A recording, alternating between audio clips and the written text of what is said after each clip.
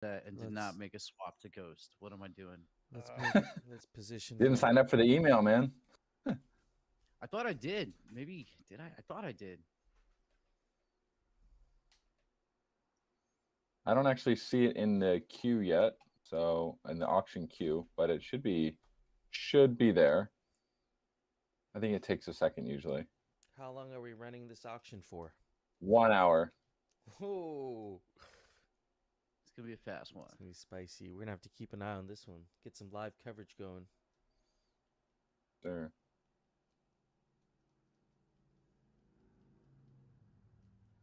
Yeah, the Still don't pieces look see it. so good. Seeing the video and the post on X was amazing. It just looks so Yeah. good. Shout out to your dad, true legend. Yeah, man. He crushed it. That was a treat getting to hear him talk about his whole experience and going through the process last week. That was awesome.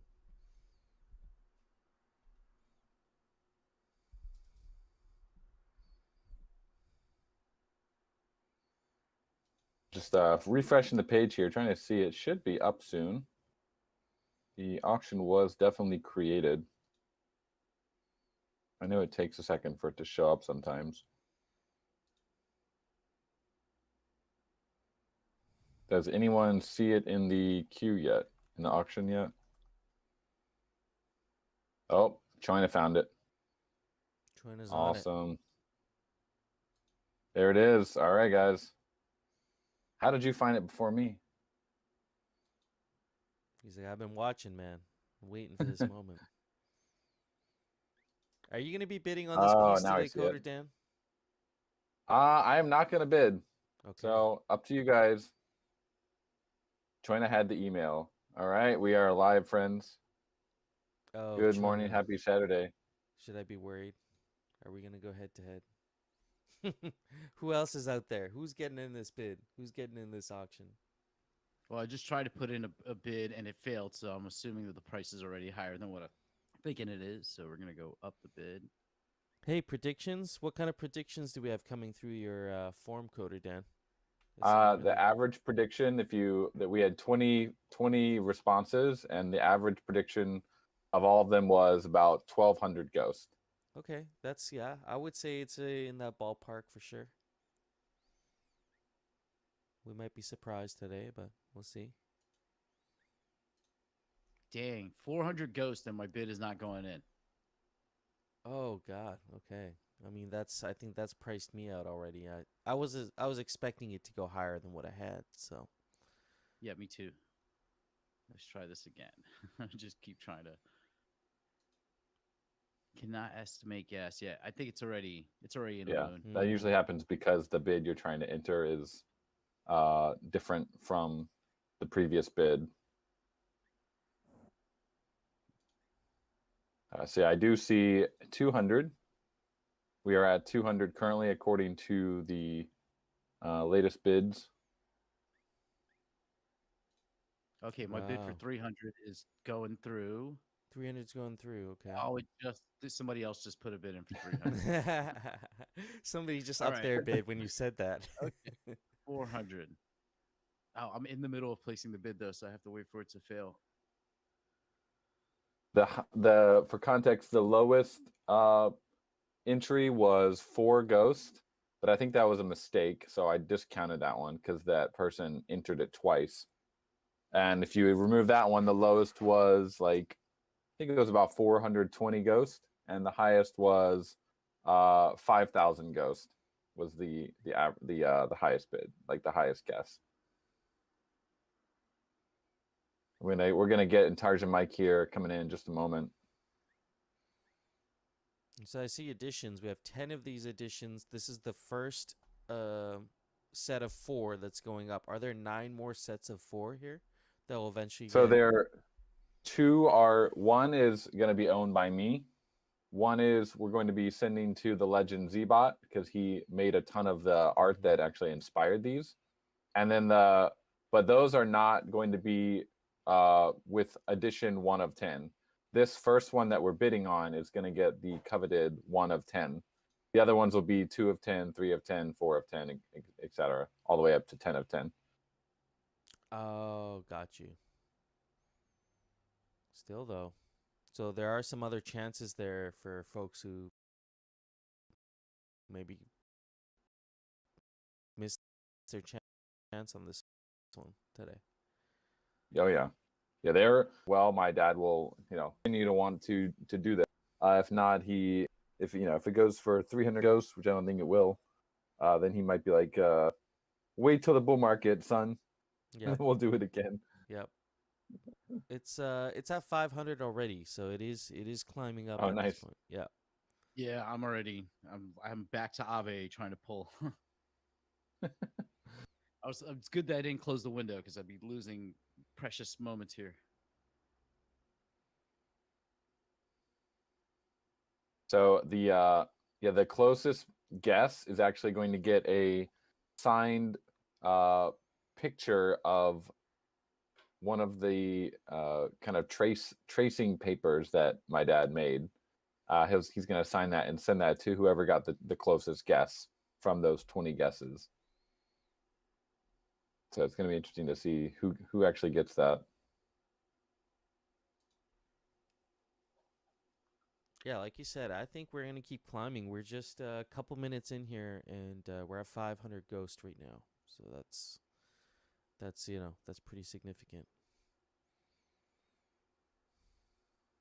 Nice. I think if it goes for a good price, we're kind of making NFT and Intarsia history here, friends, because I think this would be cool to like feature in some of these like magazines that talk about Intarsia, because it's like so far off from where they are and like what they understand.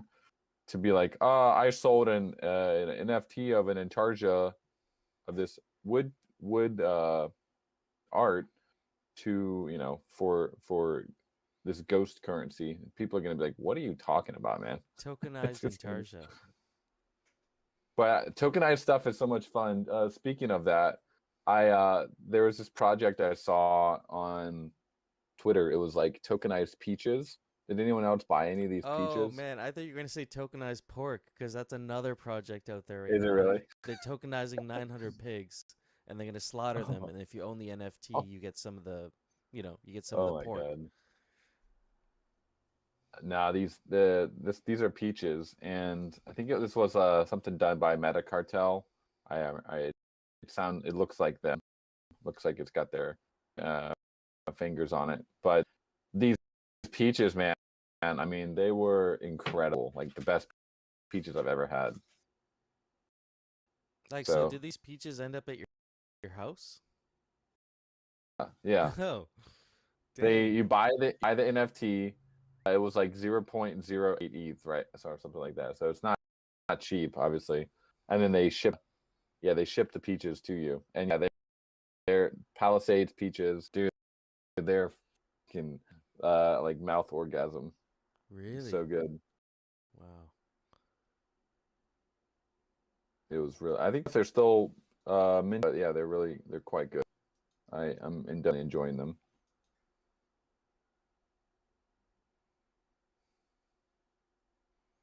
Okay, new high on the bids now. Looks like 550 is what we got so far.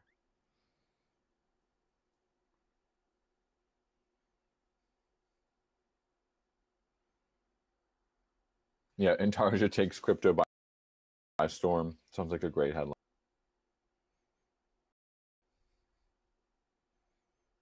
So anyway, friends, how's everyone doing? How's the alchemic spending competition going? We have some heavy spenders out there.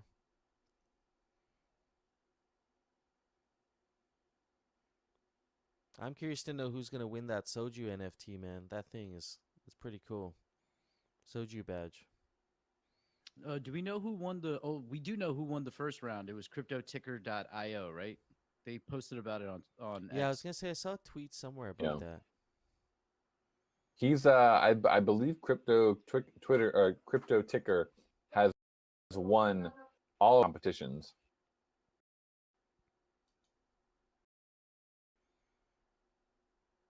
Yeah, friend in real life 2 or 3 times. I think NFT NYC twice, and then ETH Denver. Maybe it could have been Art Basel, but yeah, met them. No, it was Art Basel because we were at the Cryptoon, the CyberCongs party. Yeah, so real Chad, like just constantly taking this and also doing pretty well in the other facets of the game.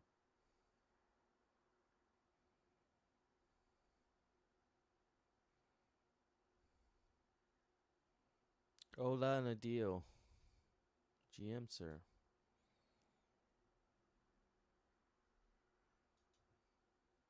Hey, I seen some mustachio. Speaking of fake gotchis, I seen some Mustachio Town NFTs on the in the queue. Was there some sort of an art contest there? They look pretty cool, actually. Let me see if I can pull them up.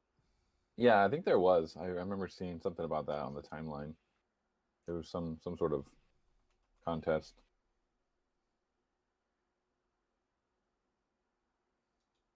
Yeah, the two pieces look great. There's they have the one with Bin Laden and Internet Phase. I'm not sure if there's music to that, but the other one, oh, there is. What is There the music is. like?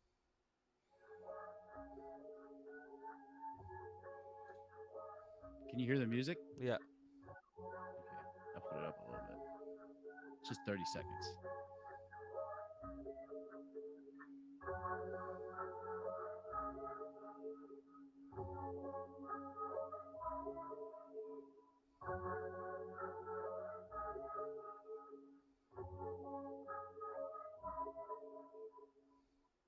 That's fire. I like Yeah, it. I it's was dope. waiting for the beat to drop because I know Phase, but it's more chill. This raffle's not ready. What is this? Is it a raffle? Oh, it is a raffle. Raffle Kings Royal Champ. It looks great. The other one looks great too. Who's this? Bin Laden just by himself. Little Mustafa armored. of Mustachio. Yeah, I dig it. I also like that. This is the first time I've noticed in one of his pieces, his signature right under the shadow is just there. It's like perfectly placed, and it's not like it's not super eye catching, but it's there and you can notice it. That's awesome. Yeah, it's pretty neat.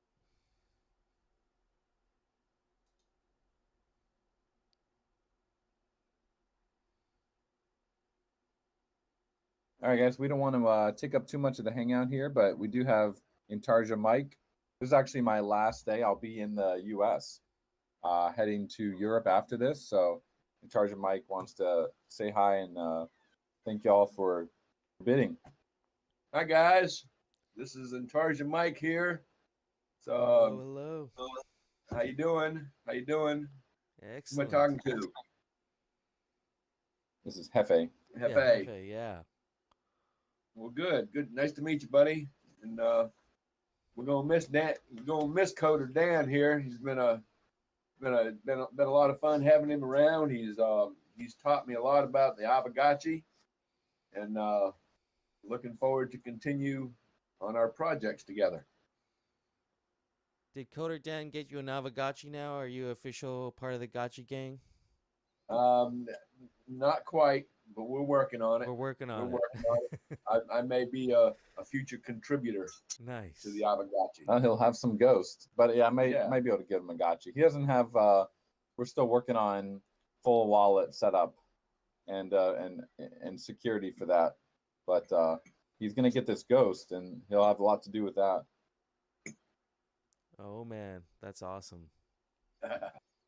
Been fun stuff. So we're at 550 right now. Okay. 550 ghost. Cool. With That's me, baby. I'm 46 taking minutes. 46 minutes to go here, friends. Wow. Do it, guys. Do it.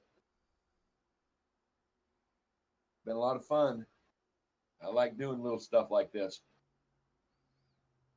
Yeah, we were just talking about how it's kind of unique to have some Intarja work in the crypto world. It's not something you see over here. I know there's a lot of different Intarja artists out there. Matter of fact, I used to teach classes in Intarja and gave a few seminars on Intarja, and it's one of those things that the longer you do it, the better you're supposed to get at it. A lot of people don't. A lot of people really, it's hard to find a good market for it. You know, people go. I used to go to craft shows and stuff like that, and I mean, it's high dollar stuff because it takes so long.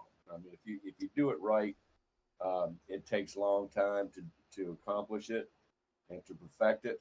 But I mean, that's what I like to do. Like I anything, yeah. Yeah, it's with anything. I mean, but with this small scale woodworking like this, I mean, you have to have a ton of patience and you really have to enjoy the whole thing. So these were a lot of fun. I mean, there's a lot of small pieces. I mean, there's some pieces in like the Wizard that 4 pieces glued together measure 1/8 of an inch.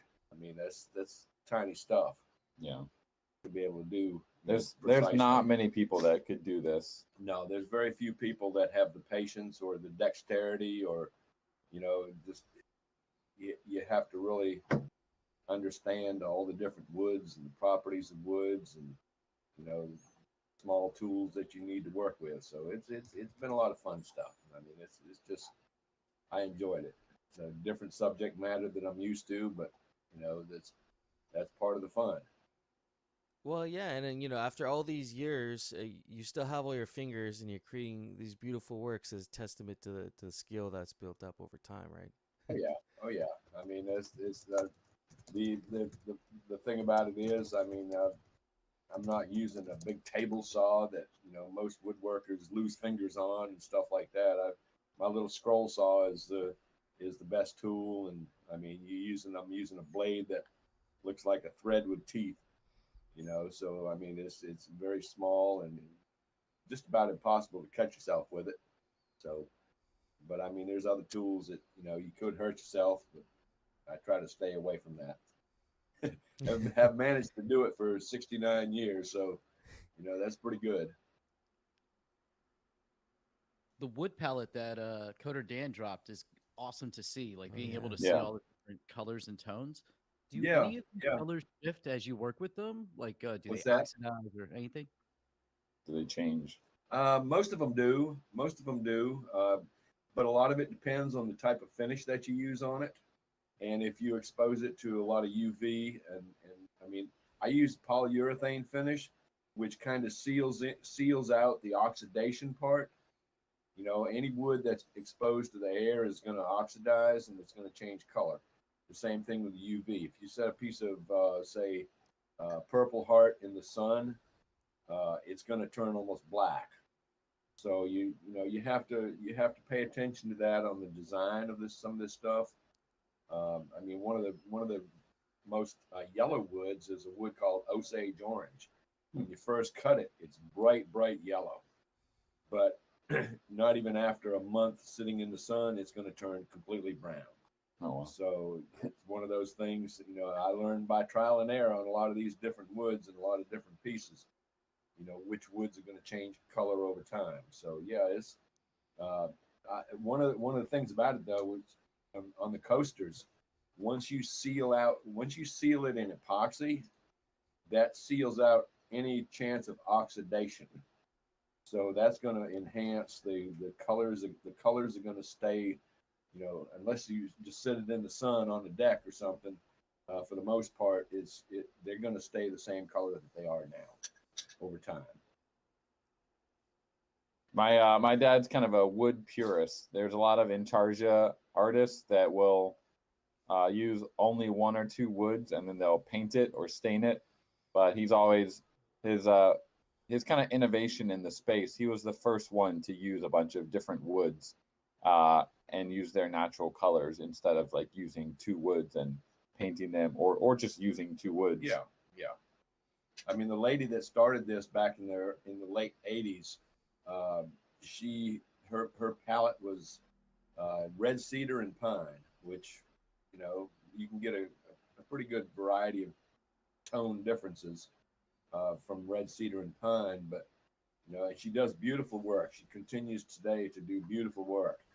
But and now she's using a lot of exotic woods, which I introduced back in the early 90s through a catalog that I was selling my kits through.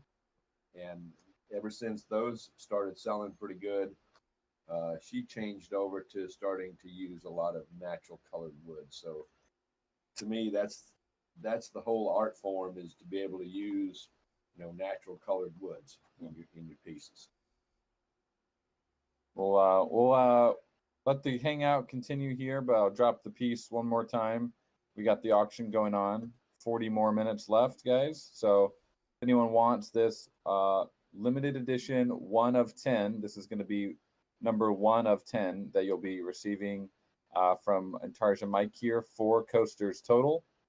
And also the NFT as well will go with it. So thank you to Intarsia Mike for coming on. You guys enjoy your day, and like I say, we're gonna be taking Coder Dan and his wife to the airport this afternoon, and they're headed back on their newest journey. So we'll definitely be keeping in touch, though, and looking forward to doing some more of this stuff.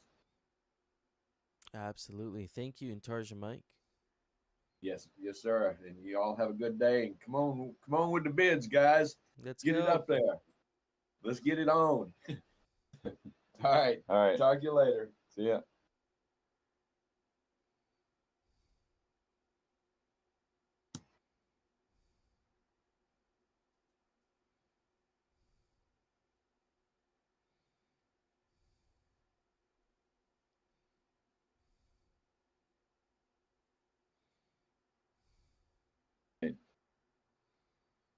So how about that dev update, guys? New month here. Anyone have any favorite screenshots from the dev update? Those new liquidators, man. Love the aesthetic. Yeah. They really just give me like a Minecraft, or like, these games, like really addictive games. You have these characters. What's that matriarch look? You got that like super OG, that super OP looking liquidator, gold plated with the big brain. Oh, is that the big statue? No, here, I can actually drop this image here. Let me. Oh yeah, so in the arena, there's gonna be 5 different levels of liquidators that you're gonna face, and every time someone defeats one, I believe it's every time, maybe it's every few minutes or something, they're gonna evolve and get more powerful. Because the arena is basically a training ground for Aavegotchis to join the army of the Gotchiverse and become an elite, Citadel Knight or some other warrior to help the Citadel. So they're training, and so these are, again, they're kind of like proto-licks. They're not real liquidators yet, but they're very, very close. The Gotchi scientists have been doing their research, and they know pretty much what a liquidator looks like, but they're not gonna destroy the Gotchi. They're still fairly harmless. But they have 5 different levels that you'll face as the match progresses. Oh man, and the way the Gotchis fly too is really cool. I'm just looking at the video, the trailer. If you guys haven't seen it, it's like 20 seconds. Yeah, I love the first-person shooter point of view, or it's kind of third-person because you're behind the Gotchi. But will you allow for switching of the point of view of the player? To be able to go to first person? Yeah, I've just been playing more first-person shooter games, so it's just like I see that and I'm like, oh, that's so dope. I can run around as a Gotchi, but from their perspective. Yeah, I'm sure that's not like a difficult thing for them to do. I think they're just testing it out, being able to see the Gotchi moving.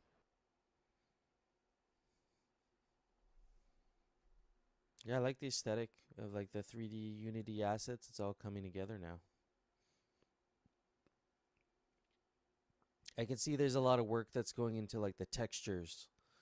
Like the liquidators are really shiny, and like the cloth of the Aavegotchi with the metal helmet. And there's a lot more detail, of course, than pixel art, right? So gives you that extra like breathing room when you're designing things, I guess. So I mean, there's probably the same amount of creativity, but there's a lot, like you said, a lot more detail to go into making a 3D object. Mm-hmm. Also, when you look at the arena video, you see on the bottom right, there's like weapons. You have a shield, you have a sword, looks like a pump action, like Nerf shotgun, and a grenade. Is that going to be where, I guess, like our wearables or potions, stuff like that, other weapons are going to exist? Or will we have additional like weapons that are not so Gotchiverse specific? So you're gonna bring your Gotchi weapons into the arena, and they're going to affect gameplay.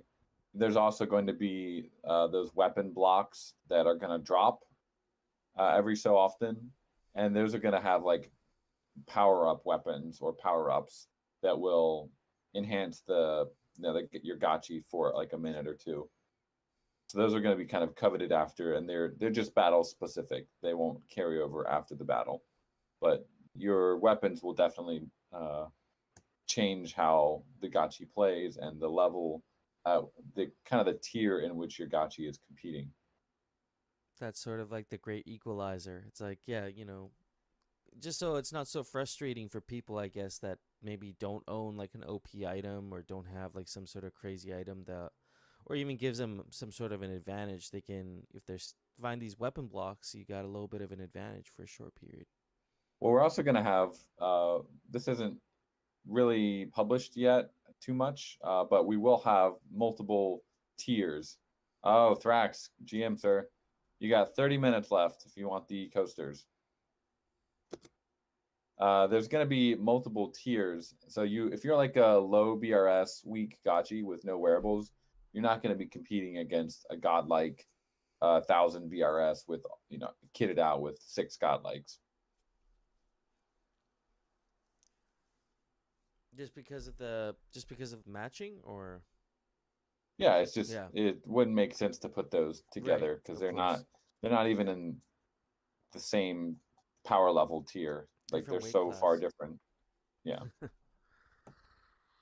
Well, the cool thing, hopefully, and we'll talk about this in the DAO part of it, is rental for wearables. You might be able to just rent a wearable and be able to step up your game so the tiers make more sense. Oh yeah. Hmm. Yeah. So if you might have a Gotchi that is like a tier 2, but you'll be able to equip a wearable onto it that might bump it up. Now it's in tier 4 because its power level has gone up significantly. So that's wearables actually. I think this proposal, not to get into the DAO call too much, but I think it's a great proposal and very timely for all the changes that we're kind of working on for the arena, and it's going to fit very nicely to be able to have like a wearable rental system. Yeah, I'd love to, you get that losing streak going for a while and you're like, I gotta upgrade my character for a bit. You rent yourself a godlike staff and you rock it out, you're OP for a little bit and you feel good again. I don't know if this is just cope for me, but I also like going into I would like going into the tier 1 matches and just kind of sharpening my skills, knowing that like, oh, I'm just the weakest, like almost like a free to play version of any game where everybody's just the same character. It's like, all right, let's see if I can figure out better strategies so I can use my better setup, better equipment to play better. The Also, it's meta. kind of like being the champ that goes into, like you're a rich guy that goes and acts like you're poor and becomes a beggar on the street just to kind of get some experience. Mm-hmm.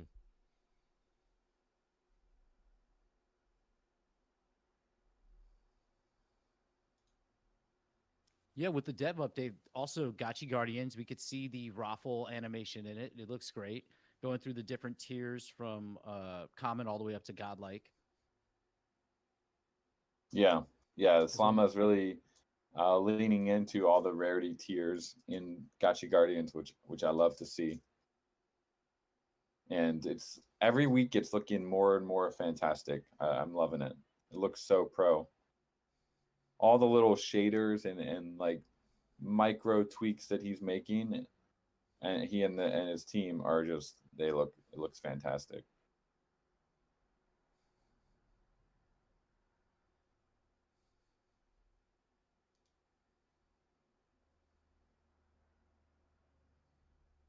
Looking at some of the other updates here, we have Oliver Spoon Gotchi Crawler. Of course, that's the DAO funded dungeon crawler game that Oliver Spoon is working on.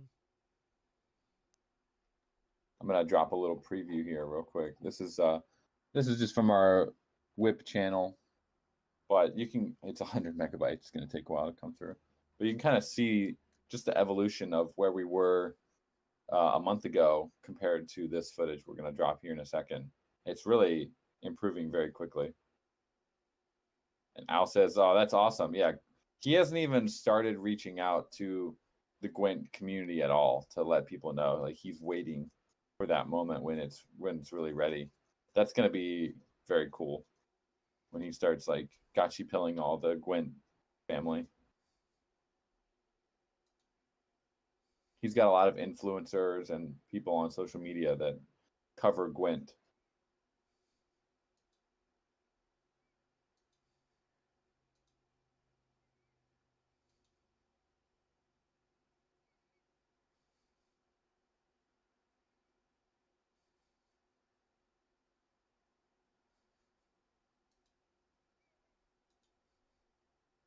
It's almost coming through, guys.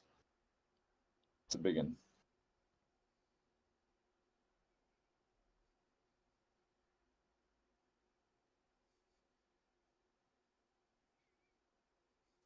Yeah, also, Hefe, I think you mentioned Oliver Spoon's the dungeon crawler.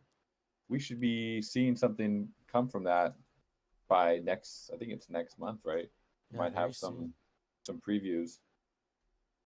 I just dropped the video of Gotchi Guardians here, how it's looking. That looks I mean, just look beautiful. at, it's like he's tuning so many little details, all like the way that the attacks happen and the god awfuls bounce and the shading, breeze kind of gently blowing. Yeah, we want to have it chaotic, but with order. It's easy to create chaos, but it's not easy to create order within chaos. That's what we're aiming for here. A fun, chaotic experience that is just visually very fun to watch. Yeah, visually it looks like there's a lot going on here, but you still get run into the battle. Your eye kind of draws towards that gotchi, and you're off the dire tire. I think they're called dire tires, right? That's the name you settled Yeah. on. Yes, you're Yep. fighting those things. Cool. Yeah. It's the wrong me because you're the gotchi, and the higher you go up in the rarity, they bounce. So Yeah. we showed you footage of the godlike rival, and it's ridiculous because they're sending them across the map. You could be standing over on one side fighting, and it'll be sending it down to the bottom of the map to take out the enemies. It's pretty cool. So that's like a little like raffle trebuchet, right? That's like throwing them. Yeah, you put that down as your tower defense, and once the attack starts, they will start throwing. There's some other characters that he releases and reveals in the Yeah. devlog video, the dev vlog. So when that comes out, you'll see it. Yeah, that'll be out early next week. I think it's almost ready. Yeah, the towers are really fun. The Raffle Tower, and then just all of them are fun. They're visually just cute and really a great use of the Aavegotchi IP. This is what we're aiming to do here, is just use all the stuff that we've created and just make it into a fun tower defense survival game. Nobody's gonna see their family this Christmas. Everyone's gonna be playing Gotchi Guardians or Dungeon Crawler or in the arena. Yeah. Yeah, like the next few months seem like they're gonna be really exciting with all these like game like full on game releases.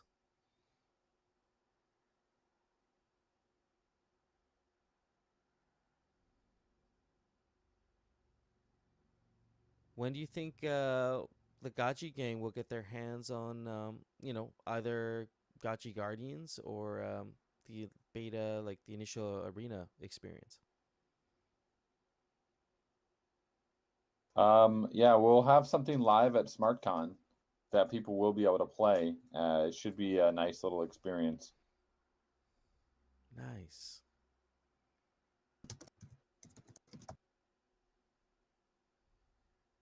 See a question from Shalinkius. How many physical sets in total? 2.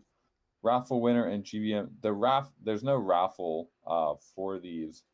The best guess was that's just like going to receive a signed copy of a picture from Intarsia Mike.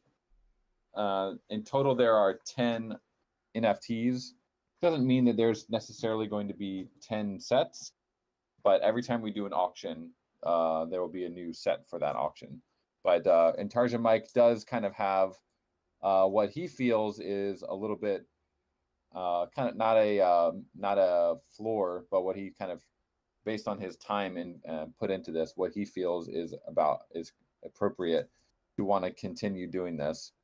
Came out to about I would say 900 ghost is where he feels it would be, a good use of his time to keep working on this.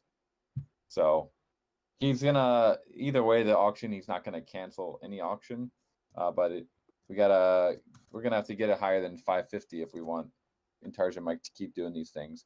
But hey, I mean, if he doesn't make any more, that means there'll only be 3 that ever existed. One for me, one for Zbot, and one for whoever wins this piece. Let's pump those numbers up. I'd like to see some more Intarsia Mike stuff, for sure. Like I've already have like ideas. Like he could do like a ghost token. I think that would be kind of cool with the new logo, the new ghost token or the Gotchi chain logo. Yeah, that would be kind of cool to do. Or like the A's, the Aavegotchi A's that you do. Like that would be kind of a cool one to have on a coaster too. This guy here. This reminds me of, I think it was Leonardo da Gotchi when he was doing the metal cuts of Gotchis. Mycalium had a couple of them. Yeah, he uses like some crazy like etching process. There's a whole thread that he covers his process, and it's yeah, I think there's still something going on in the works in the background on that. I think we just have to stay tuned. Who was the friend that created those? Remember, it would be like a clear case with your Gotchi inside of it, and it's like, I guess, a RFID of some sort that you can like actually go to a blockchain and see the Gotchi. Somebody in the community did this like a year and a half ago. Yeah, that was oh, what was his name? Big something. Big Rob, I think. I have one. I have a custom Hefe. Like he made me one. I have it on it's on my desk. Actually, let me post a picture of it. It's one of my few physicals.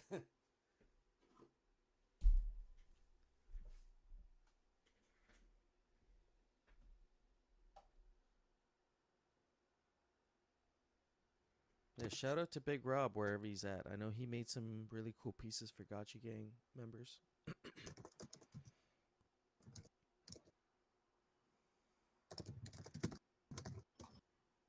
All right, we did get a new bid in, friends. So we're at 620 with 22 minutes to go.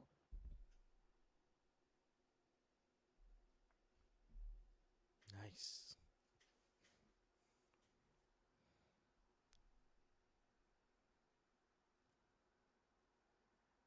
Musashi, if you have an idea, feel free to just contact me first with it, and I'll pitch it to Intarsia Mike next time I will be leaving the U.S., but I can pitch it to him next time.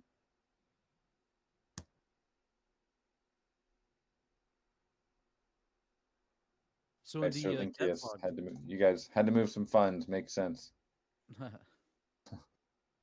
For the devlog, you see that you mentioned season 2 of the Running Pops tournament.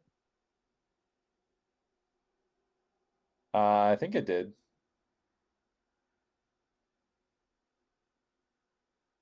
Oh, so it's confirmed.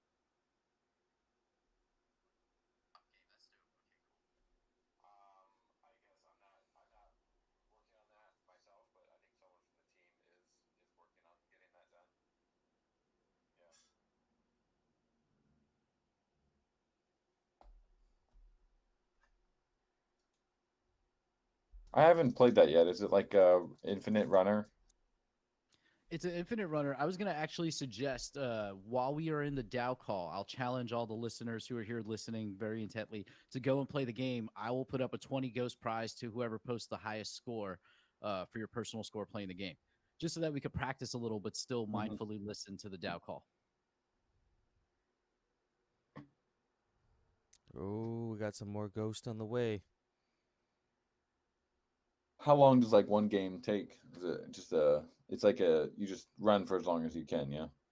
Yeah, you run for as long as you can. They do allow you to buy shields, but you don't at this point. Just practice getting through the course, because the course is just repeating the same kind of patterns, just in different, randomly. Yeah.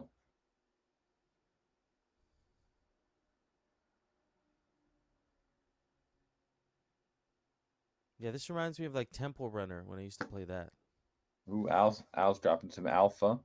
Look out for a Thrive Coin contribution for season 2. I think we want to try and incentivize high scores to take that DAO prize of 1 BTC. Oh, interesting.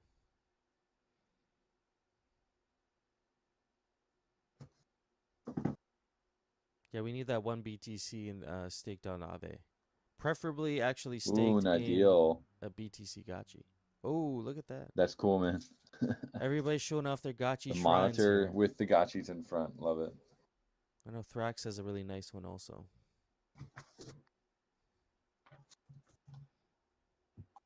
Yeah, everyone has their little collection of physical Aavegotchi items. I got my little Let Gotchi me shrine. open our doc here with all the hangout stuff to go over. We had the dev update go out. We got the Alchemica spending competition that's going to end tomorrow. And I know it's been, let me open the board here, see how that's going. Sounds like it's been a pretty intense competition. Oh yeah, in terms of supply, FOMO is almost back to where it was in terms of supply back in May. So the burn is strong. Keck is actually just where it was back in before last competition. So the burn has been quite intense this time. Definitely a more significant burn than we saw back in May. So very interesting to watch that. And then happy to see that Orium Network's proposal did reach quorum. Have a look at that. I love that the community is actually voting on things for teams that are going to extend the protocol. That's so cool. Yeah, like building out Aavegotchi DAO is now it's happening So from the congrats bottom to the up. big brains. And now we'll get that and turn that into a core prop next week. And all the Voltron hackathon winners, those went out last week. And yeah, that was super cool hackathon. Our team really enjoyed being the judges for that. And we definitely had some very cool games and dApps that emerged from that. I mean, Gotchi ping pong in VR is like, I can't wait to actually play that and see what Crypto-Gotchi does with that game. Yeah, I need some VR experiences in my life. And then Gotchi Deals Club, I know that's actually already being utilized quite a bit. I've seen it in the Bazaar channel. You guys are jumping on those high deal value kind of Bazaar listings. That's pretty neat. Yeah. We need more of that kind of stuff. Analytics into the inner workings of the Bazaar and the auction house and all sorts of analytics. On the new version of V2 that's going to be dropping very soon, we're going to have a whole tools page where tools like that, dashboards, leaderboards can all be featured. And so that's going to be very exciting to be. I think it's kind of hearkening a new era of building for Gotchi Gang to have your tools be very, very visible on the main site.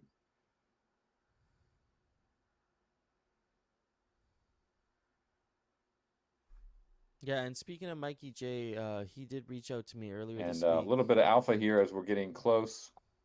Just like we had the call with Kagi and Andy, we do have another big YouTuber who's going to be doing a video with Slama. So definitely watch that. keep your eyes on the Gotchi YouTube page.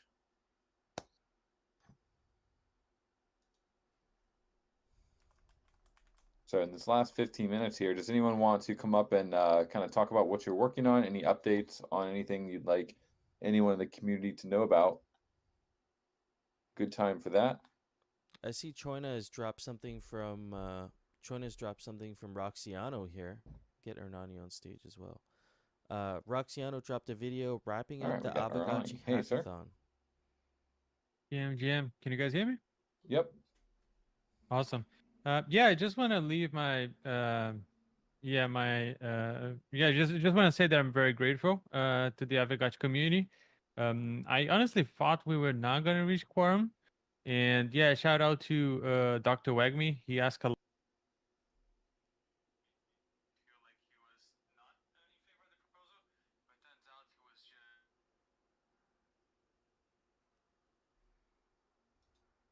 The ecosystem from different perspectives.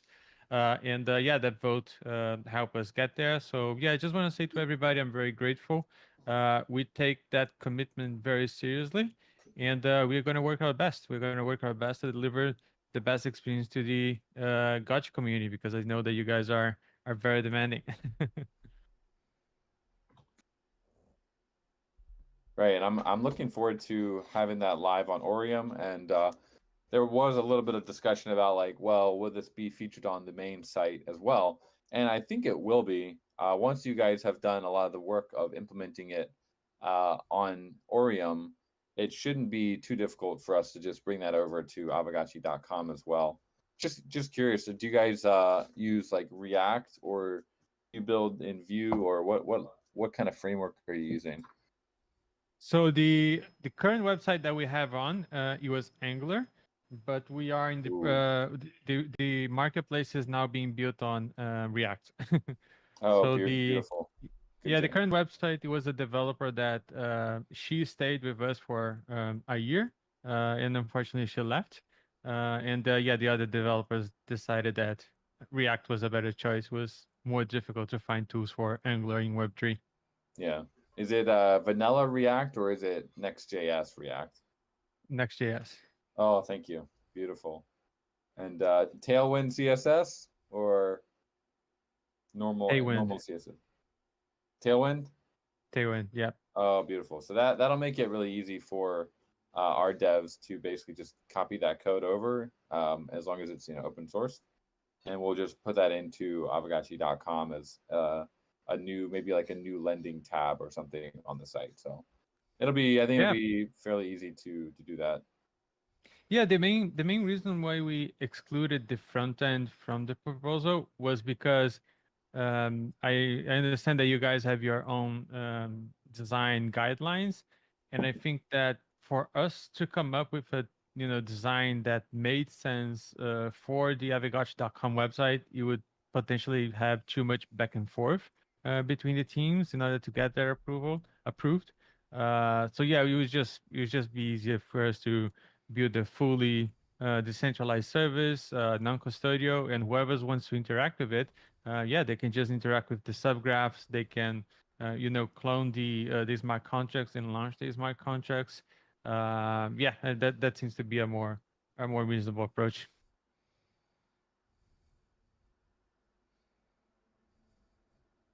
I'm excited. That's I love the idea of community developers applying for grants from the DAO to build out extensions to this protocol. That's super fun. And we'll definitely be helping if there's any need for us to review contracts. Happy to help with that. Awesome to hear.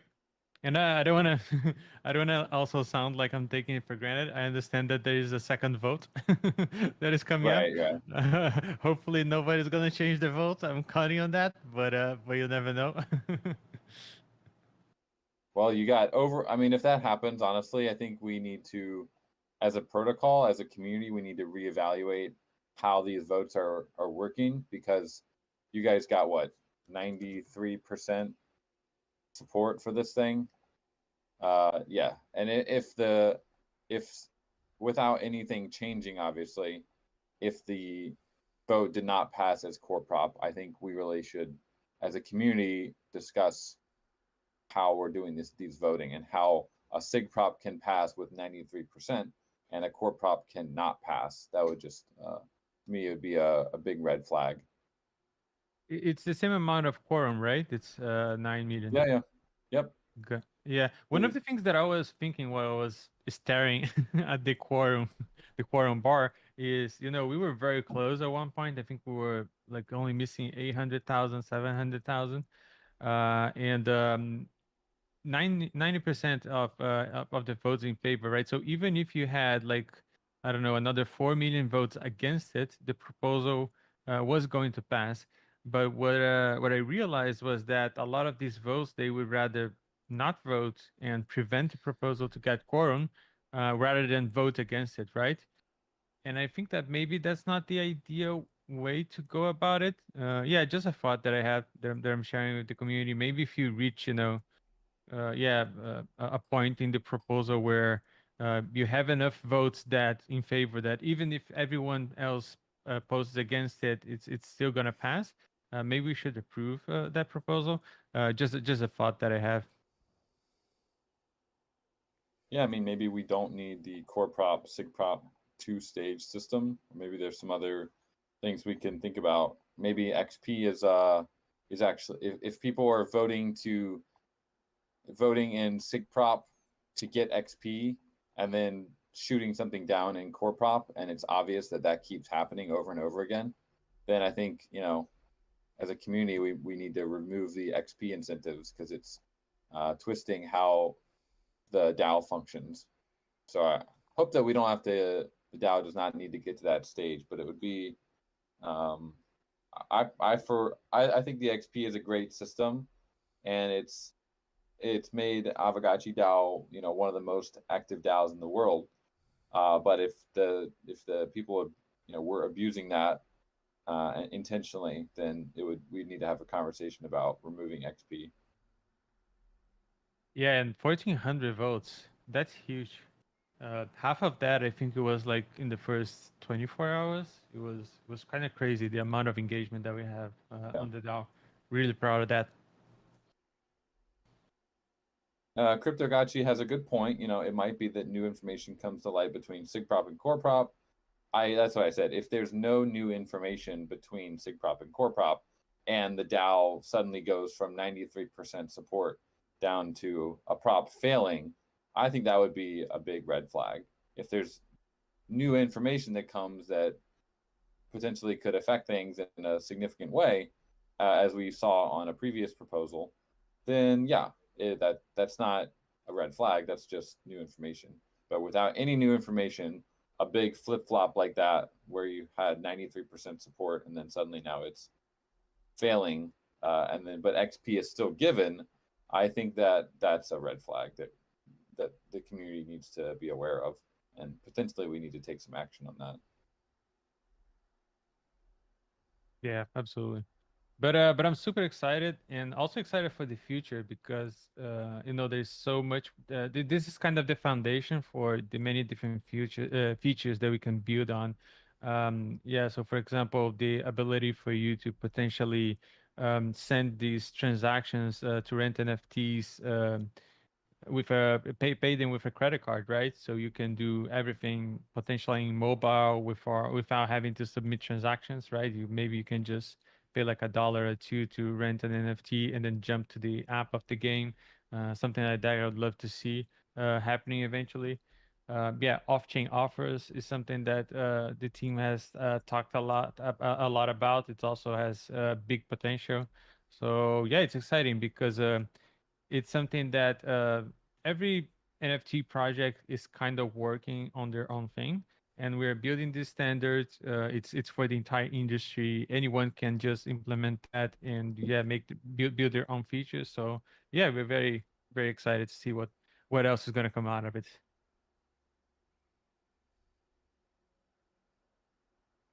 Yeah, I just also want to say if it's cool that Nick Mudge retweeted us, like the fact that we reached quorum. So I think that's awesome.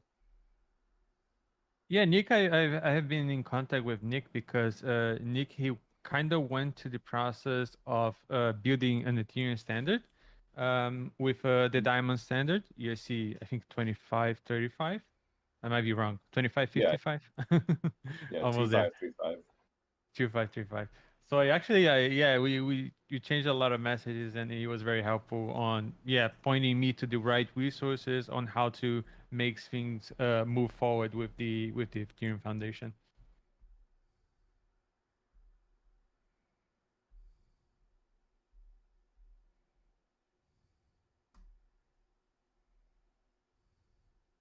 When do you think is that process currently ongoing, and it's just going to take a while, right, to actually get that No, through?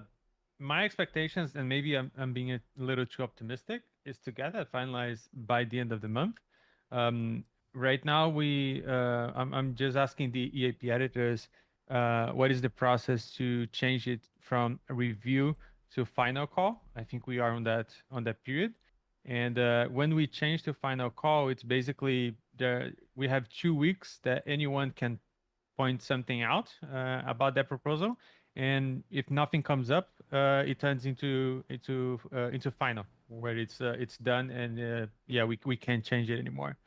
So my expectation is to potentially get that to last call next week, and then a couple more weeks in last call, and then that's done. So yeah, again, maybe I'm being too too optimistic, but hopefully by the end of the month. Cool. There's so many EIPs these days. I mean, I imagine the process is, as long as it's not changing like a core mechanic of Ethereum, the process is probably a lot more streamlined than it used to be. Yeah, it's kind of impressive. They automated a lot of the things. Yeah, when you put something out there, they have so many automations that run in the repository that if you put external links, that's obviously a red flag, and they're not even going to evaluate whatever you send there. If you touch files that you are not supposed to do, or if there's a sort of a HTML that the site builds, and if it doesn't build appropriately, it also flags. There are multiple checks in place, especially to filter out spam. There is a lot of spam on that repository. But one of the things that I heard from the EAP editors is that a lot of people don't really take the time to give context on what they are building. Really write about the rationale. What is the problem that we are solving? Why this is not specific for Orion, right? We can't build a standard that is Orion owned, right? It needs to be a standard that anyone in the Ethereum community can use and wants to use. And we took a lot of time kind of elaborating on that, which they complimented. They said, this is not usual for a EAP to come up like this the first time. There's That's a lot of span with very little context. Great. Well, great job representing Orium and Aavegotchi community. Thanks. Always my pleasure. All right, friends, we got about 1 minute left in the Hangout section before we transition over into DAO news and DAO updates. And 2 minutes and a half in the auction, is that right? There's it was extended, so we're at 7 minutes right now. We are in hammer time right now with the current bid is 690.42 Ghost. Dang. Which just to represent Intarsia Mike here, that is under his kind of reserve price, but he's not going to cancel the auction. He's going to make the piece, but at that price, I'm not sure if I can get him to do more of these. So we might be 6 months until the next one comes out. Maybe when the bull is back a little bit more. What is the theoretical reserve price? He was asking about 900 Ghost is what, because he basically calculates his time by how many pieces are in one of these. So we got the box and the coasters. There's about, I think it came out to like 90 pieces, and he basically just calculates that out plus all a little bit of R&D. So it came out to about 900 Ghost is what he was, he'd like to see, but obviously it's an auction, so it is what it is. Yeah, but I did a lot of auctions in the past, in real life and virtual, and what counts is the last minute. Everything else is just play. That's true. What That's count is yeah hammer time. Now we do it's have yeah when the bids comes in. we do have 5 minutes left, so let's see. Let's see if we get to the next hammer time. Yeah, keep an Love eye on that Gotchi. one. Yeah, he did consider individual coasters, but it maybe for a future thing. All right, friends, let's All right. head out and head into the DAO call here. DAO call time. Yeah, what we have on schedule today. Um, friends have been contributing to the missions. So we'll start with our snapshot proposal kind of review that we always do. There isn't a whole lot of, I believe there's one proposal, and that's about it. And then we can move on into the mission vision discussion, which I think will take a decent amount of time. Mike update, requesting for feedback for his forum post, so we can have a look at that. And off with Aavegotchi. We have a couple live events we want to prepare for this. Yeah, let's get right into it, friends. And I will head over to the snapshot right now. So from last week, we have the from Flame Viper brand awareness ad. That one did not pass. Abstain. 55% of people voted abstain, and also did not meet quorum for that. So this was proposing two different plans to use GoGo Duppy to kind of establish some brand awareness around Aavegotchi on 4chan and mobile users. So yeah, this is something if you want us to follow up on, just plug a forum thread that we can follow up on with this one. We only have one live proposal this week. Ernani's proposal, which we've talked about extensively, and it looks like you've met quorum, 11 million votes, and 93% voted in favor of, with 13 hours left. So that's exciting. We touched on it during the community hangout there, and I think it's a great upgrade for Aavegotchi protocol. So then the next step here would be the core proposal once this passes. So is there, I guess, Ernani, you're on stage here. Do you have anything else to add regards to this proposal? No, yeah, just reinforcing what I said earlier. I'm very grateful to the Gotch community. I also don't want to take it for granted. I understand we have a second vote, and yeah, we're gonna be here, friends. We're gonna be here building to the Aavegotchi community. There is a lot to be done. Yeah, absolutely. Yeah, so go vote on that, friends. If you have not, you have 13 hours left. So that wraps up proposal review for this week, and nice and short. So Phantasma, shout out to Phantasma for putting together a great document here with the Aavegotchi DAO mission and vision statement, and kicked off this discussion again that kind of gone stagnant for a little while, and I'm glad that we did. And so kind of putting together new information from the thread in combination with some stuff that we've already discussed. He has a whole document put together that we'll work through here.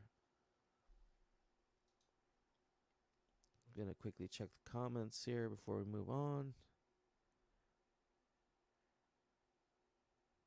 There was a little bit of discussion, not maybe for this hangout, but for next week, about doing like a roundup of all the various initiatives that the DAO has funded in like the last 6 months, and having some of their key points of contact coming on and talking about some progress.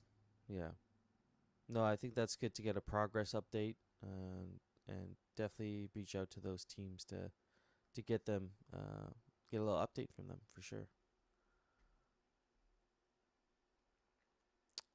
All right, so mission versus vision statement. There's a sort of like a major difference, and a reason why. There's a good reason why we're doing mission statement first.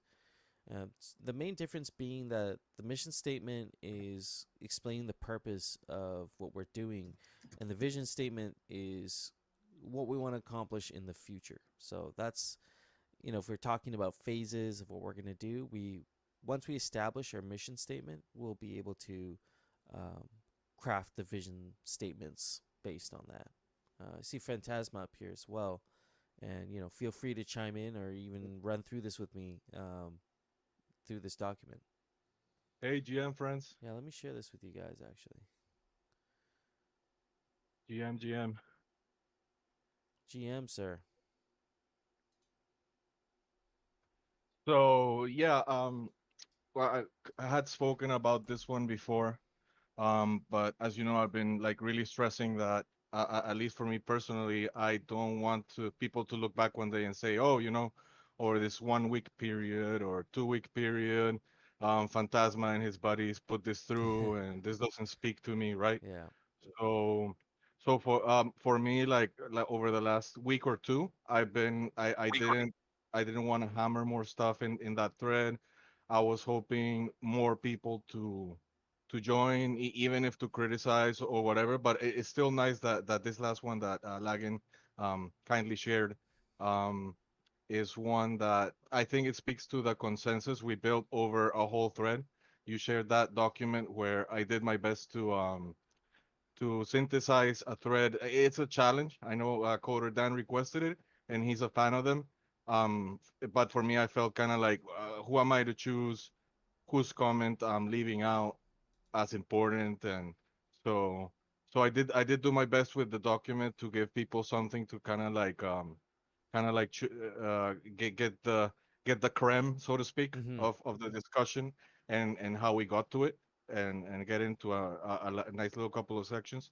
I think the document also helps in the sense that we've lost a little bit of continuity and sense of location from moving from discourse to DAO threads. um, so the document can be helpful in that way, because the way Discord works, one day we could, oops, we deleted that thread. Who knows where it is? Well, the document is out there, right?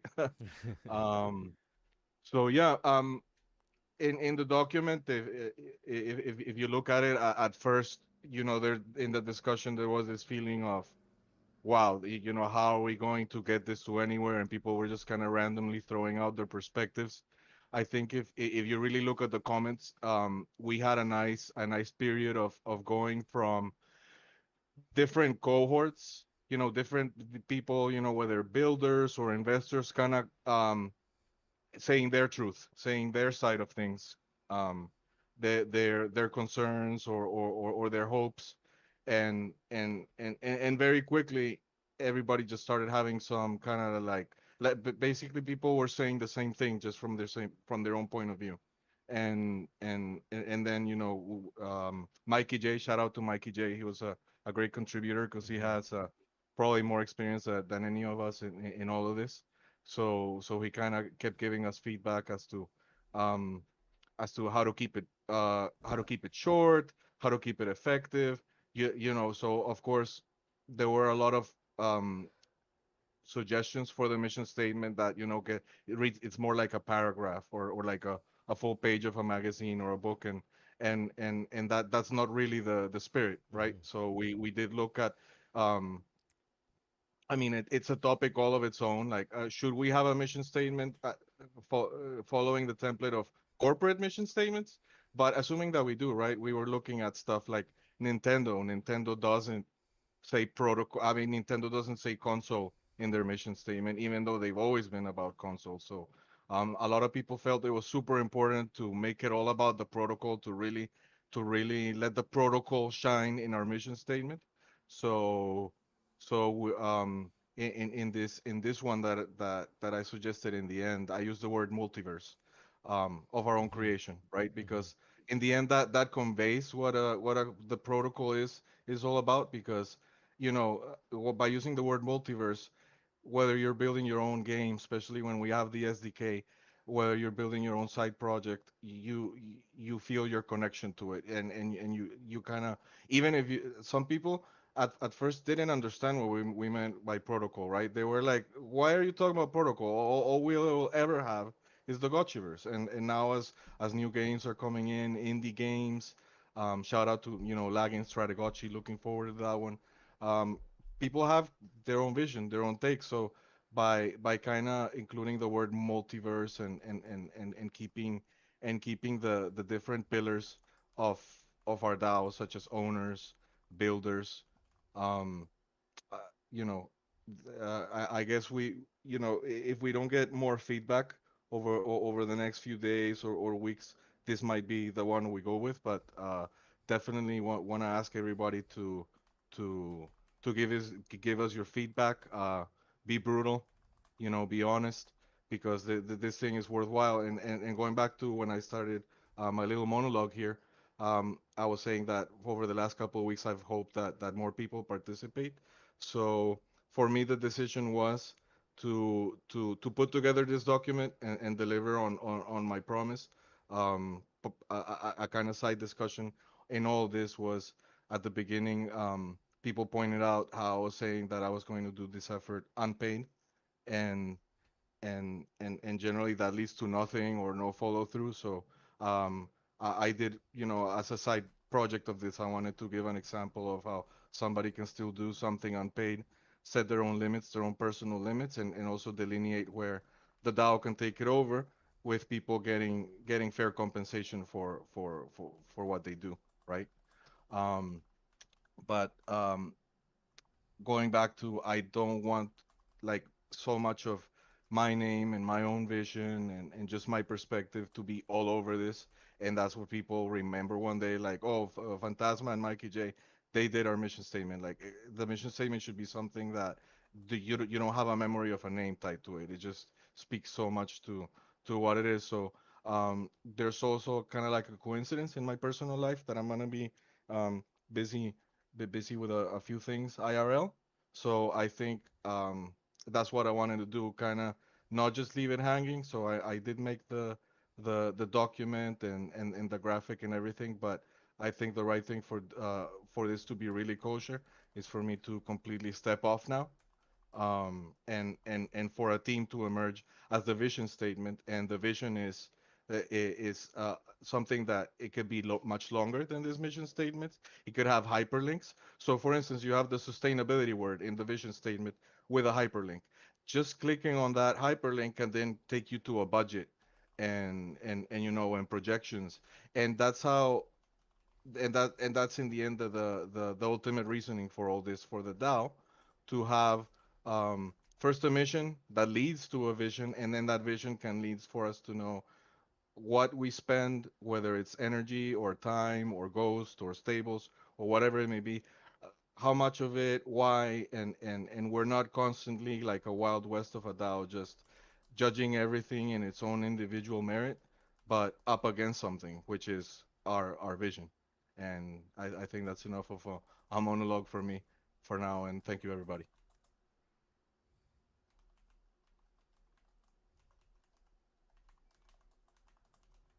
Just replying to Lagan's question here. I wanted to say it's great, man. I'm looking at the image to empower friends to own, build, self-govern, and play in a multiverse of their own creation. I think it's a good summary. I think it covers everything. I'd be interested to hear people's opinion. I have to look at the comments too, but I appreciate the level and effort that you put into this, because doing this on your own time through your own passion is amazing, because it is tough to do, but if you know yourself and you know your own limits, then you can execute at this level without straining yourself and burning out. Thank you, man. And yeah, like the very philosophical and like kind of like the spark of this, it kept seeming to me that you can't just outsource this or pay for it. We're not gonna get um anything worthwhile. So I think this might be a good template for things in the future where members that are really passionate about something can at least contribute enough to set something in the course that they want, understanding that either they or somebody else is going to follow it through on a paid basis, and that might be a good model. As I've shared before, I'm conflicted out of taking jobs. I'm retired. I'm one of those FIRE people, so I take that very seriously. So that's why I never sign up for paid stuff for the DAO. But when I do stuff, it's uh, just out of love for you, for the DAO, and for you guys. Man, appreciate that. Putting together this document, quite extensive, and like you said, some sort of an archive that we can go back to, that's compiled everything that's happened, like with this conversation specifically. And I'll keep this at a high level because document is quite detailed, and there's a little bit of a deeper theory and discussion that happens here. But like just at a high level, like you were saying, Phantasma, many different kind of backgrounds, giving uh, their their opinions, their truths about how they feel about the protocol, from builders, investors, um, content creators, and just DAO participants. So I'll just start at putting it all together and kind of some of the conclusions that people drew. Some of the things here, I know Mikey J, like you're saying, had shared some of these mission statements from companies like Nike, Microsoft, and how they describe what they're doing at a higher level, not specifically what they're doing, but why they're doing it. And so Mikey J here says, I like the direction. This resonates with me. Personally speaking, uh, what do we think about the verbiage that refers to ownership rather than investing? So it's going back and forth. And actually, I'm not going to read that. This, you can get lost in the sauce with this conversation here. But basically, what we came to was to empower friends to own, build, self-govern, and play in a multiverse of their own creation. And so that does encompass a lot of the factors that we discussed. And kind of curious to know if you guys, like, there's a couple things here that stood out. One was the thing that Lagan just mentioned, Gotchi. Would Gotchi be something you would want to include in this mission statement?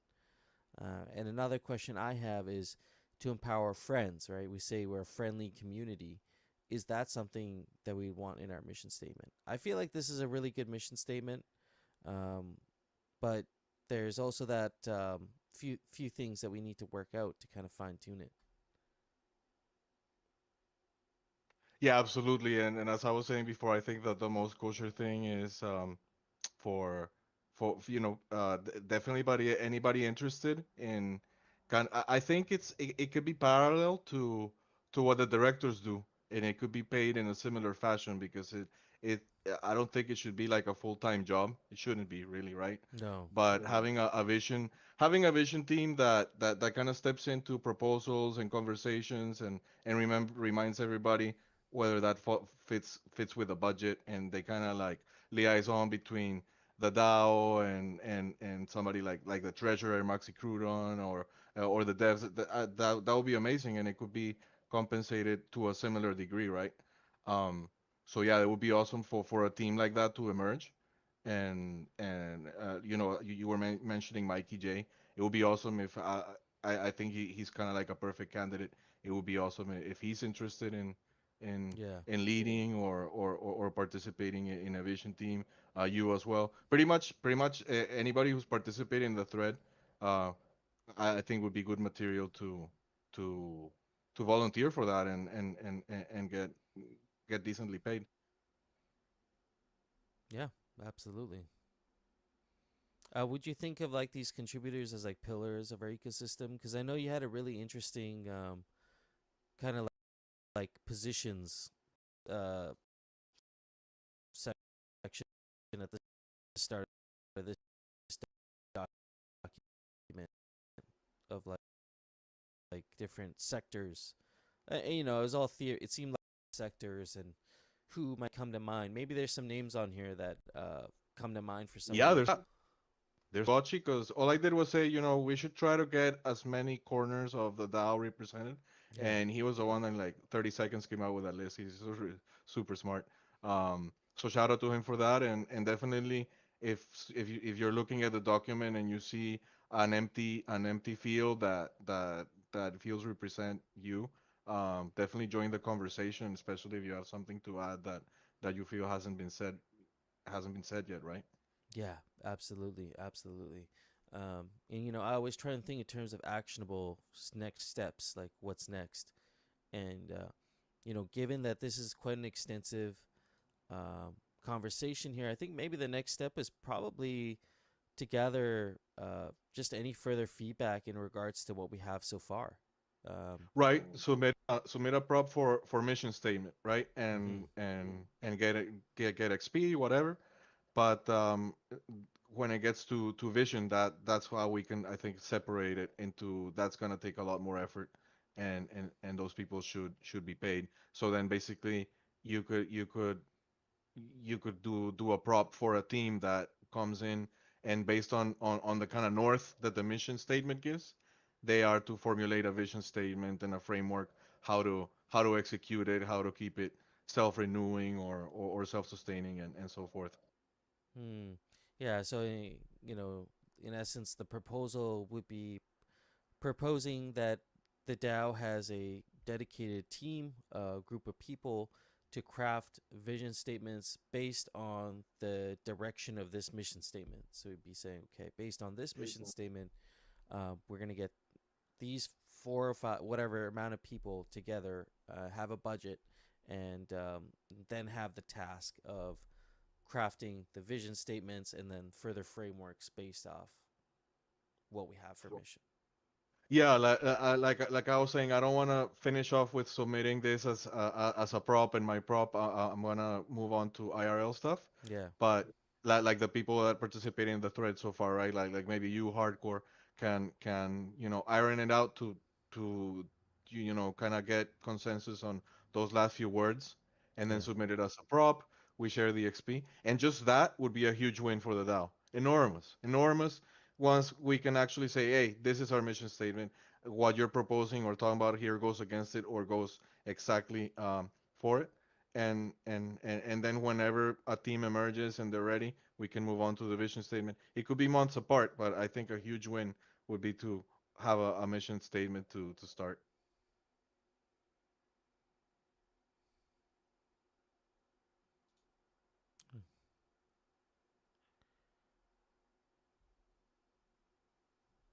Yeah. No, I totally agree. I think those are good next steps to take. So we'll continue the conversation on in the forum thread. If you're in here right now and you have something to add to this mission statement, or you completely disagree with it and you have something completely different that we should be looking at, we would love to have your opinions in that thread. We're welcoming all feedback right now. And so once it seems like this is something that we've reached pretty much consensus on, at least in the general idea of the statement, I think the proposal to have a team to construct the vision behind this uh, would make the most sense for sure. Yeah. Does anybody else have anything to add in regards to the mission or vision, the direction we're going? Um, anything that you'd want to add?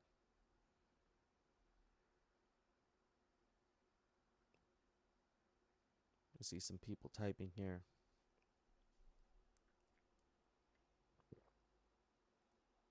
Yeah, they're talking about Intarsia might canceling the auction. That's a Um, based move. yeah, yeah, for sure. You have to know what your stuff is worth, Yeah. and if the market is ready for it. I made that call with the saddle chair, that I made with both tide. We made that call that you know the market is not yet ready for them, so we've only used them for special occasions like that auction we did for Conde. But even then the bid was super low, so it's like, nah, man, like you have to know when to pull your art from the market if it's not being Yeah. fairly I have a pulled. saddle chair. Thank you so much for that, sir. by the way. The NFT. Well, a very ironically, nice I one. think Oh, it's canceling the pretty cool. auction makes people want it even more. Now it's like, I really want that. We'll come back in. Dang. I told him, 6 months. We'll see how the market is then. There's liquidity is very thin right now across the industry. Well, you guys The still final have... bid was Sorry, it was go ahead. 690.42. 690.42. Well, you guys do have the NFT, I was gonna say, so you can kind of have like hosted displays in the Gotchiverse, but that's all you can get for now, really. Right. No physical. He might. I told him he could, if he wanted, he could put it up for 1,000 ghosts in the bazaar, and if see if anyone bites, they bite, and he'll make it for that. Lost Local. Hey, sir. GM, I think your GM. timing is on point, sir. Excellent. Yeah. Cool. How's everyone doing? We're doing well, sir. Doing really well. Yeah. No, Big morning. yeah, GM. Big morning. We've got Intarja Mike. We've got big discussions on the mission statement. So lots of big stuff happening today. Are you on the move currently, or are you back home? Home base. I'm home. I'm in my hometown. Nice. Sadly, the cell phone service, it seems like day to day it's different up here in the mountains, and today it's been really bad. So I'm pulled over on the side of the road here at the moment while I've got a signal.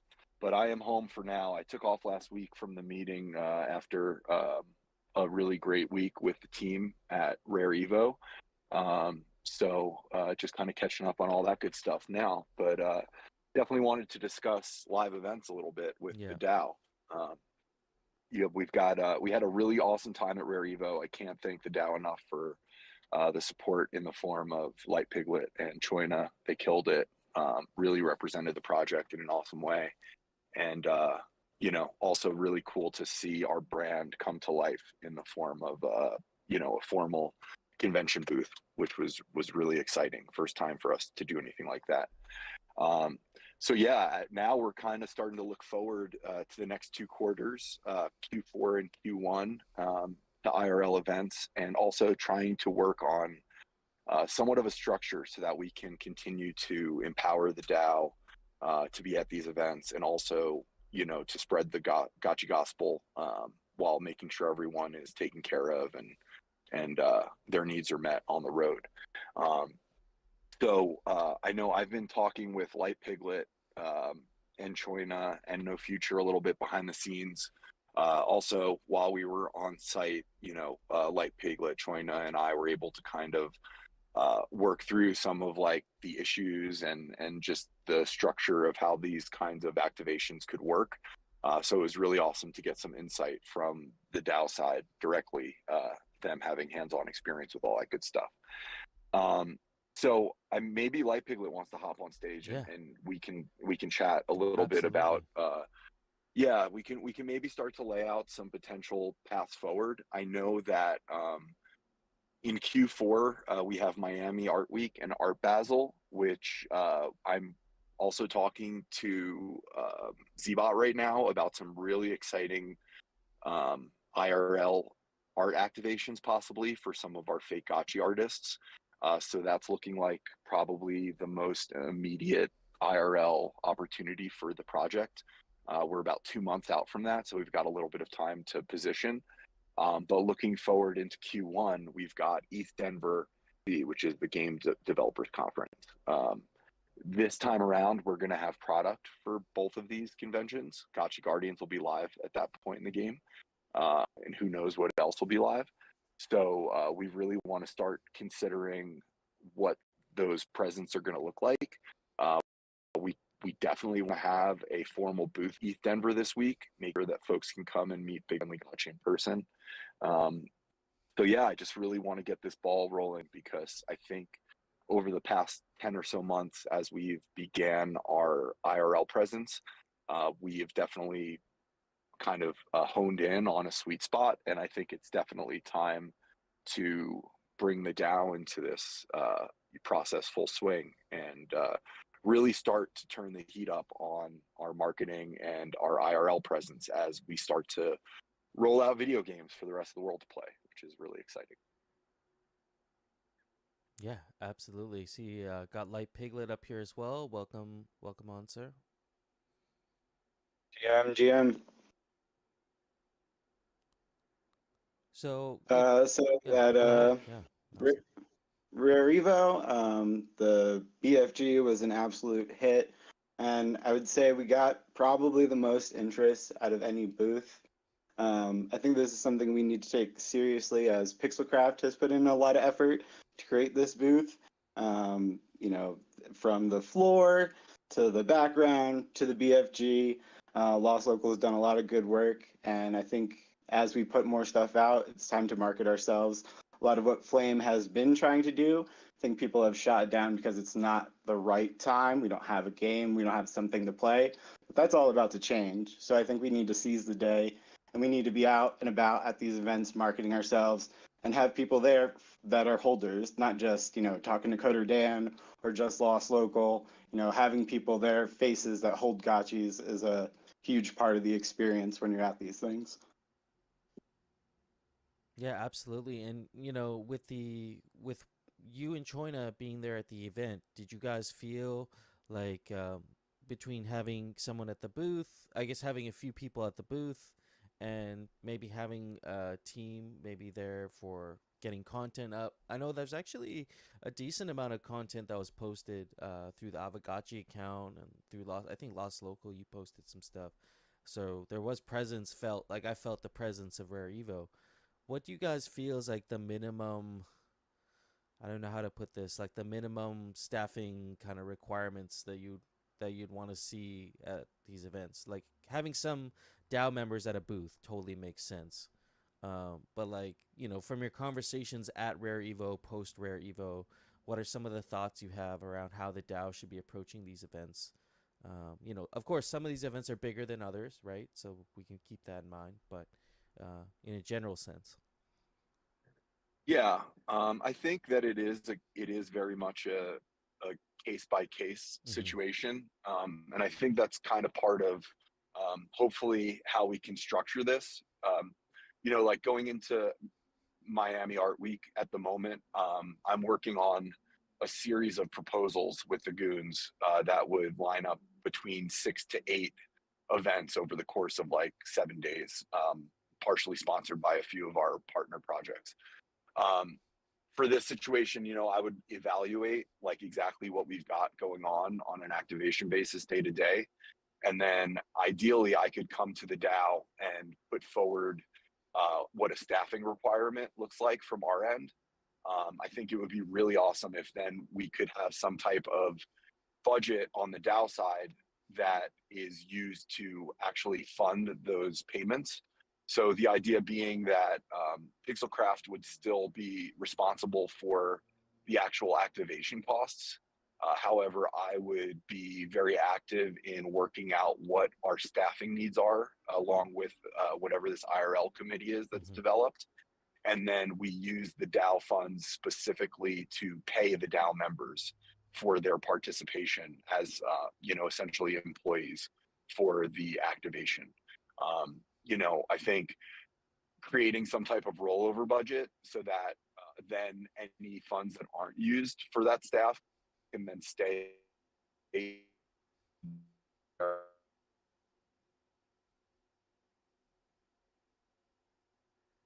lost him, but he was going to say that the budget would be 15K quarterly and rolls over. So anything we don't use, say the winter season is pretty slow leading up to ETH Denver, you know, we roll over a 15K, whatever we didn't spend, say we have 5 left, and then put that into the Ethereum Denver spend.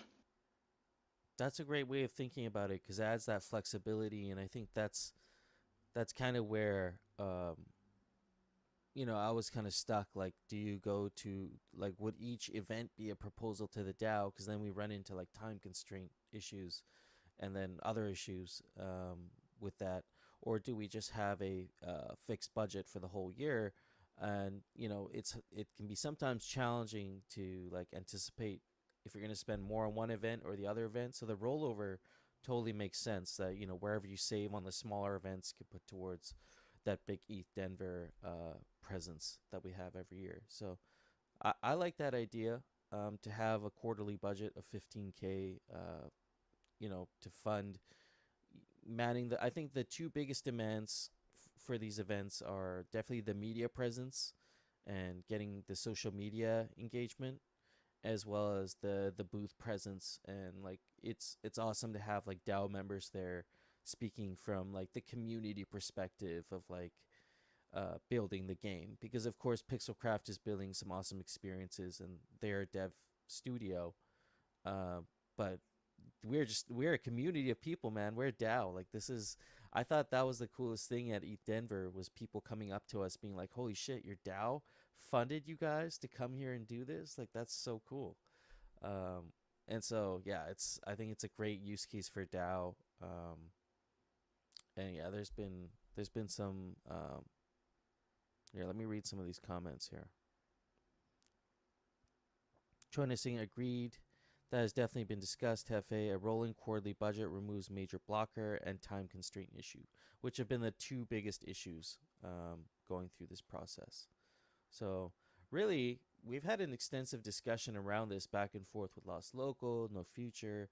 I think the people involved at these events have a good idea of the expectations. And of course, it's not closed. It's not closed off to a specific group of people. We did have volunteers that came through last time around that just came to volunteer their time and were compensated also.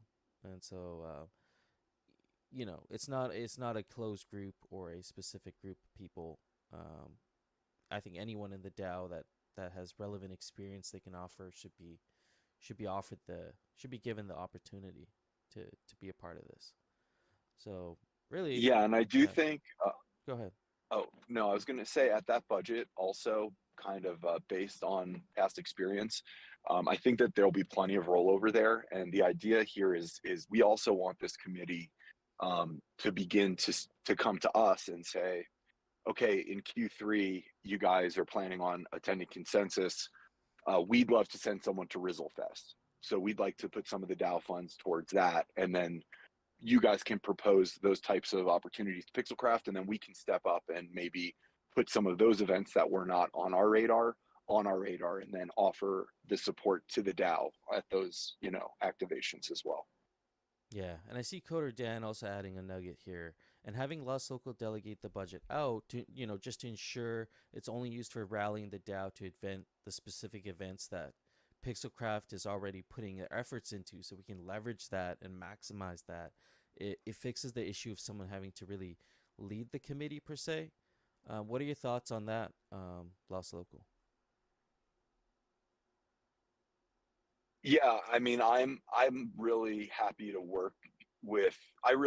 As far as doling out the budget, I just want to be able to offer kind of my experience and hopefully, make sure that we're spending the money as wisely as possible. But working with this committee on exactly what our needs are is definitely the plan. So, being from Pixelcraft, I just want to make it clear that I want to be managing this budget in the good of the DAO and making sure we're just stretching it as much as we can and supporting from the Pixelcraft side. Mm-hmm.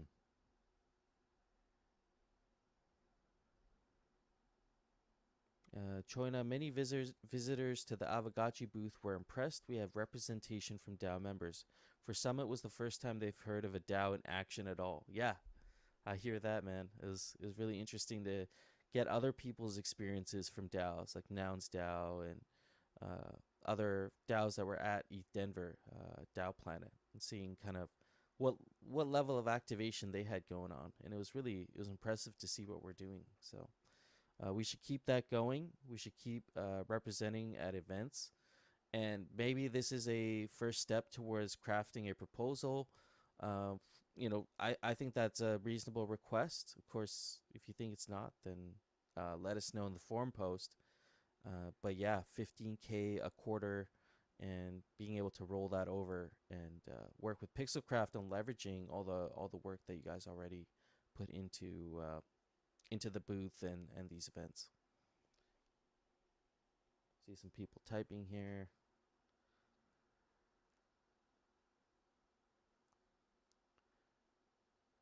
Yeah, Coder Dan, I totally agree. Especially at this time, like you're saying, with games being ready to go, we're gonna have more actionable, like more displayable things, and even last year we got quite a bit of attention not having those things, having a trailer and just our presence. So yeah, we could really maximize that this year for sure. Yeah, that'll be a huge new thing is the, play booth where you could play Gotchi Guardians and test the new arena. And they're doing that at SmartCon first, but, that'll be, I guess, fine-tuned for ETH Denver, and we can do it real big there. We saw some of the huge gaming setups, which were pretty awesome. So we could do something like that in the future. Lost Locals got a great idea for how to set up the screens and all that. So I'd be really excited to see something like that come to life and for us to be a part of it and support it. Oh, and he is a man of ideas. Let me tell you, at ETH Denver, like there was little things that didn't really cost a whole lot of money, but like we were able to maximize, those experiences with just really good ideas. So, for sure. Anything else to add on events? Like, if anybody has some sort of contradicting opinion on events, like why we shouldn't go to events, I'd love to hear it. And, you know, if we should just stay as an online community, I'd love to hear that too. But yeah, share your opinions. And You're my agoraphobic sat. Raise your hand. yeah, exactly.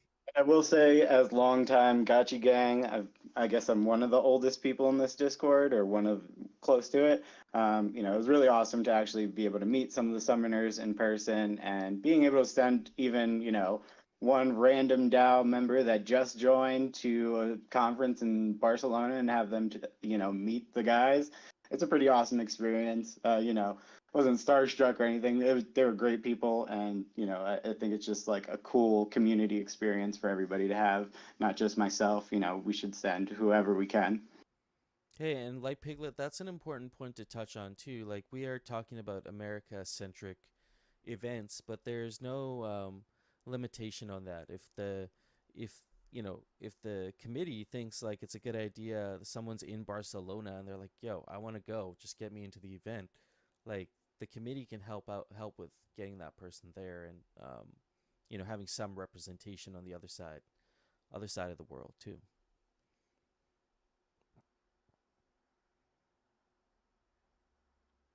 Yeah, I definitely think there's huge opportunities, especially in like Southeast Asia with the BFG. I mean, all the little Asian people taking pictures and all that kind of stuff.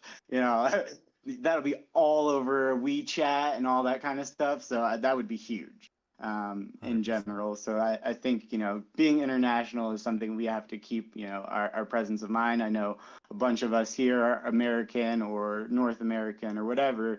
But yeah, international presence will be huge, and we need to keep an eye on that. Yeah, absolutely. All right, well, friends, if you have any more feedback to Lagan, do they have NFT conferences out there? Let us know. We'll make it happen. If you have ETH Dubai, let's go. If you have any other opinions on this, any more feedback to share, leave it in the Aavegotchi live events thread. I believe No Future created that. Put your feedback in there. Let us know. Oh, and Token 2049. Yeah, that's right. That's another good one. So we got quite a bit here. One more thing here I'd like to touch on here near the end of the DAO call. Mikey J has put together Gotchi Deals Club, which is his it's an early prototype right now, but it's a tool designed to basically provide real-time deal scoring and research tools on the bazaar. So this is really cool for our bazaar traders.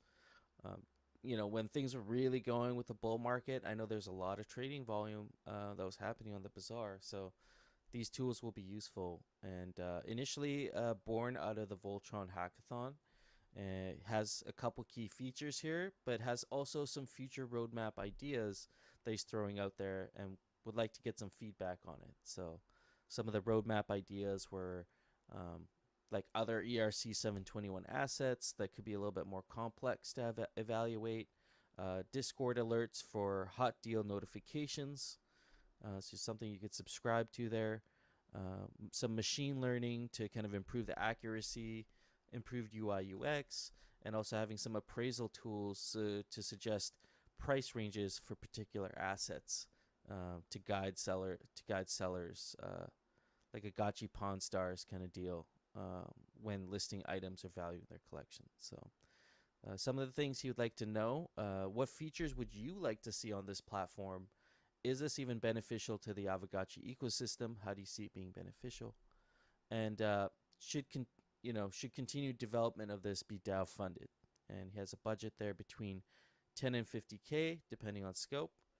So please leave your feedback in there. There's already some decent feedback, but please add any feedback you have to Gotchi Deals Club, especially if you're someone who uses the bazaar quite a bit.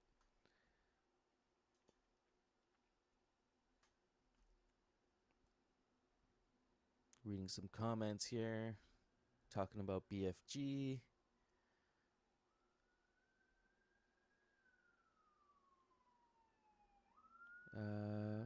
Dr. Wagme, yearly expenses times 25.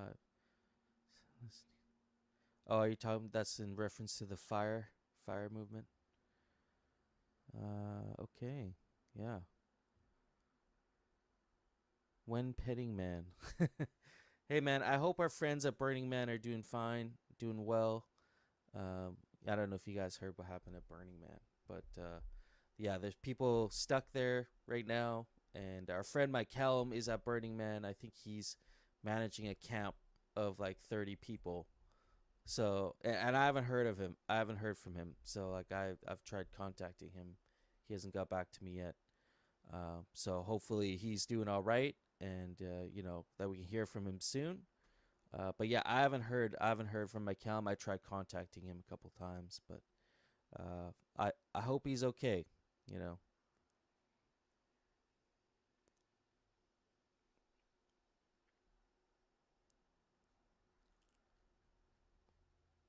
Yeah, Soju, that'd be quite a quest right there.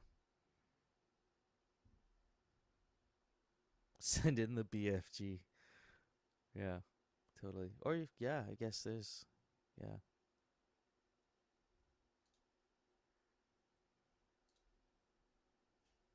Ah, you need Starlink. You need that Starlink.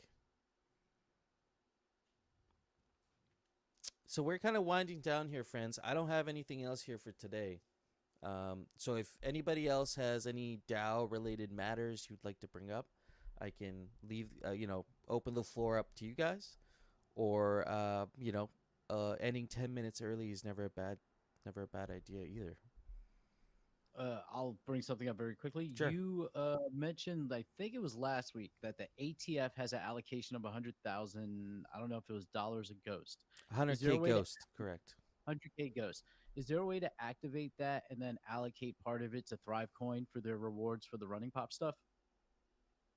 Yeah, I mean, at the moment, I think the ATF is a fairly, correct me if I'm wrong, but I think it's an inactive group right now.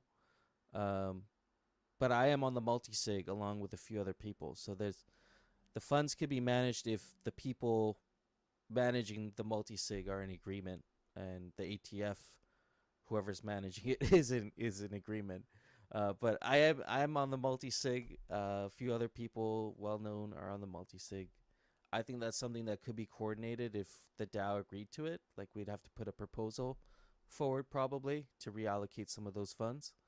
But if the DAO votes for that, I think it's possible. Correct me if I'm wrong. Disagree with me. I'm just No. theorizing. I think that sounds fine. Yeah. I'm so theorizing. Then someone from Thrive Coin write a proposal. Yeah, but I think that's not a bad idea to reallocate some of those funds. If we have better use cases, right? If we have a better use case for those funds.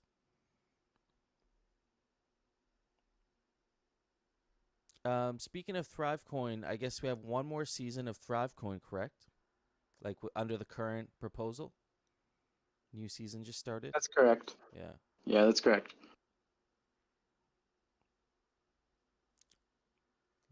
See you later, Coder Dan. Safe All right. travels. See ya in Europe, friends. Peace. Later, friend. Safe flight.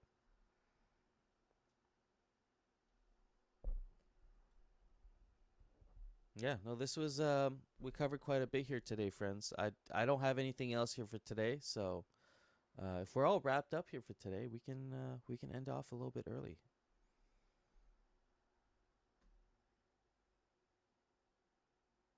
Yeah, I'm not opposed to that. Everybody else, how you feeling? Consensus. Yeah. That's only 2 of 5 though. We need at least 2 more on the multi-sig. Yeah. Wait, Coder dancing by the way. Oh. All right. Message coming in hot. Oh yeah, Lisbon or Spain friends, reach out to Coder Dan. Yeah, ain't that the truth, Lost Local?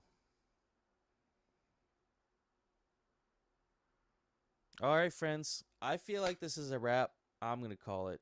I feel like this is good. We had a productive discussion today. Check out the threads in the DAO forums. Aavegotchi live events.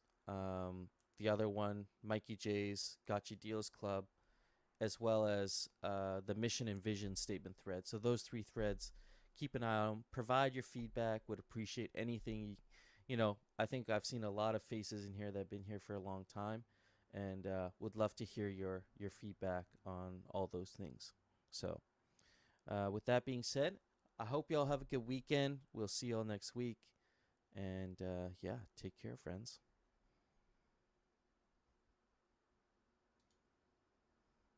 Peace.